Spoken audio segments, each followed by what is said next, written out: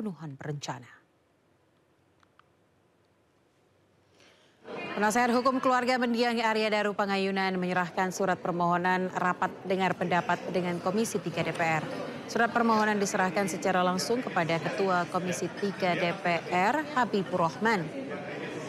Penasehat Hukum Keluarga ADP, Nikolai Aprilindo mengatakan, dengan dibawanya kasus kematian diplomat muda Arya Daru ke DPR dapat menyingkap kejanggalan-kejanggalan yang masih menyelimuti kasus ini.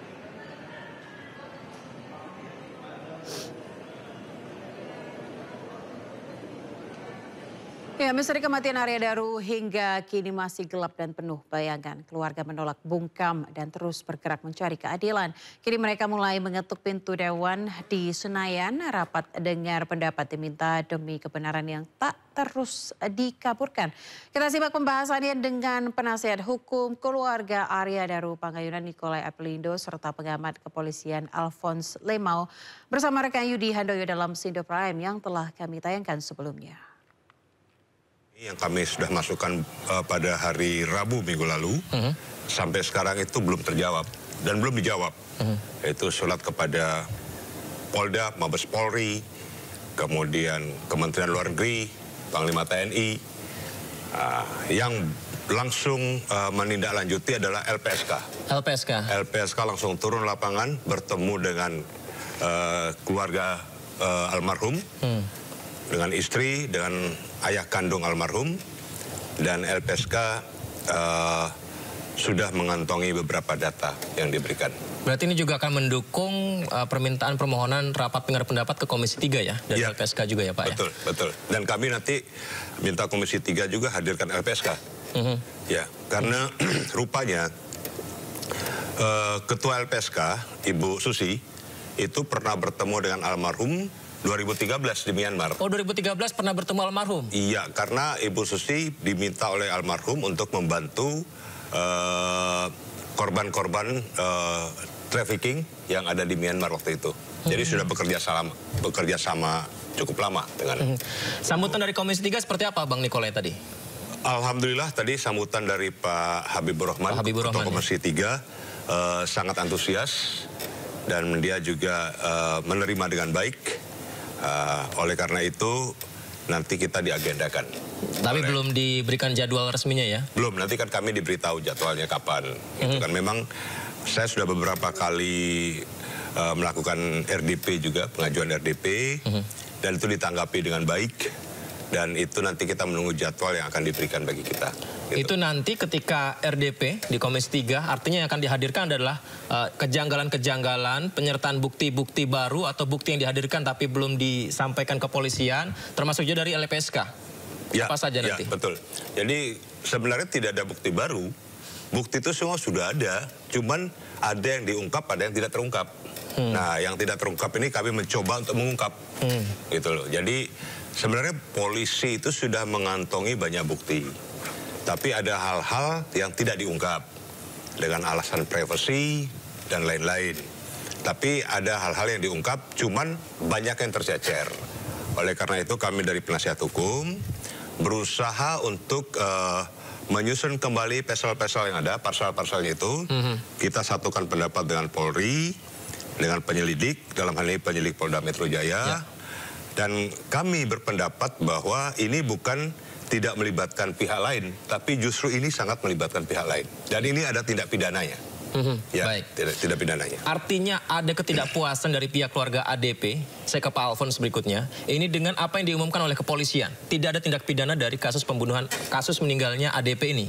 Apakah ini wajar Pak, ketika keluarga korban begitu tidak menerima dengan apa yang diumumkan? Ya. Pak Alphonse? Jadi dalam tahap penyelidikan adalah kegiatan pengumpulan data, informasi dan alat bukti sebagaimana konsep triangle of evidence, bukti segitiga.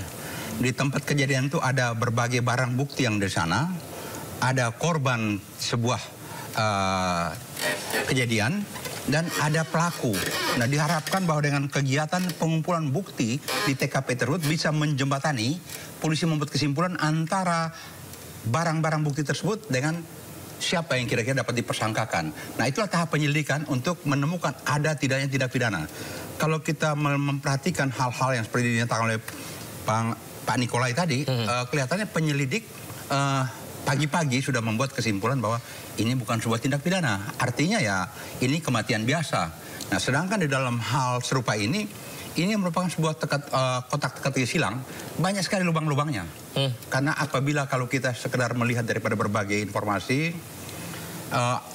ditemukan di dalam sebuah kamar ada terbujur mayat tersebut dengan diisolasi sedemikian rapinya dengan lakban.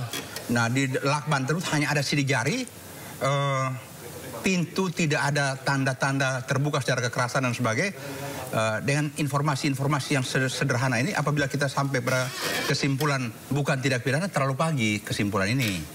Karena bisa terjadi apabila ini sebuah kejadian direncanakan, taruhlah pembunuhan yang direncanakan, bisa terjadi si pelaku sudah mempelajari kebiasaan, tempat tinggalnya bagaimana, kunci pintu kayak apa, kemudian pada saat saja misalnya mana ada orang mau bunuh diri, dia lilitkan lakban di muka dengan serapi itu, sampai tunggu mati.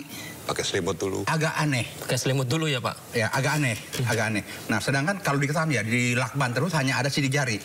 Bagaimana kalau pelaku yang secara profesional itu, waktu dia lilitkan lakban itu dia sudah pakai sarung tangan karet, misalnya saja masuk ke kamar pakai tangan karet. Itu tidak akan meninggalkan jejak sidik jari ya, Pak? Sama sekali, DNA dan sidik jari tidak ada. Nah, itu tantangan dalam kriminalistik ya, ilmu pembuktian secara forensik. Disitulah tantangan bagi profesionalisme polisi. Maka jangan pagi-pagi buat kesimpulan. Meskipun beberapa kecurigaan tersebut ada jawabannya pada saat konferensi pers polisi. Misalnya soal CCTV, itu permintaan keluarga. Misalnya soal psikologi dari korban sendiri, itu ada beberapa dari email dan sebagainya. Itu ternyata... Kita ke informasi lainnya, pemirsa, isak tangis sewarnai pemakaman 5 orang keluarga pengusaha sembako di Indramayu, Jawa Barat. Sadis kelima korban ditemukan tewas terkubur di halaman belakang rumah.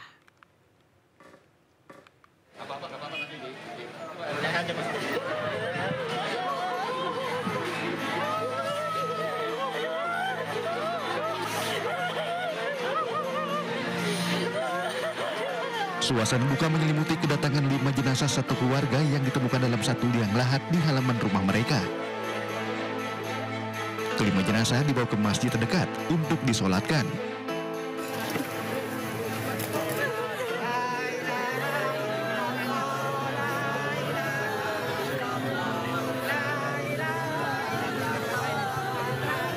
Usai disolatkan, kelima jenazah dibawa ke TPU Nyiresik, Desa Sindang untuk dimakamkan secara berdampingan. Warga mengenal para korban sebagai orang baik dan dermawan di lingkungan mereka. Karena itu warga turut berduka atas kepergian korban.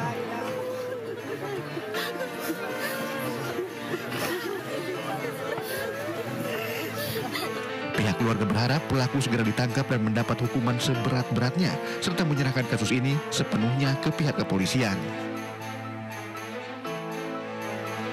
Memang keluarga Pak Saroni itu secara keseluruhan orang yang baik, orang yang terutama Pak Saroni itu selalu tepat waktu, on time dan taat ibadah, selalu sholat di masjid yang saya ketahui. Beliau juga orang baik yang selalu ramah pada siapapun juga. Dalam hal ini kan itu semua sudah ditangani oleh polisi, khususnya penyidik ya. Ya, semoga kasus ini segera terungkap ya kan, dan pelaku dapat segera dihukum seberat-beratnya, itu saja. Jasad kelima korban ditemukan terkubur di belakang rumah setelah warga mencium bau tak sedap selama 4 hari terakhir. Warga pun terkejut akan penemuan kelima jasad dan melapor ke polisi. Dari Indramayu, Jawa Barat, Tok Iskandar, iNews melaporkan.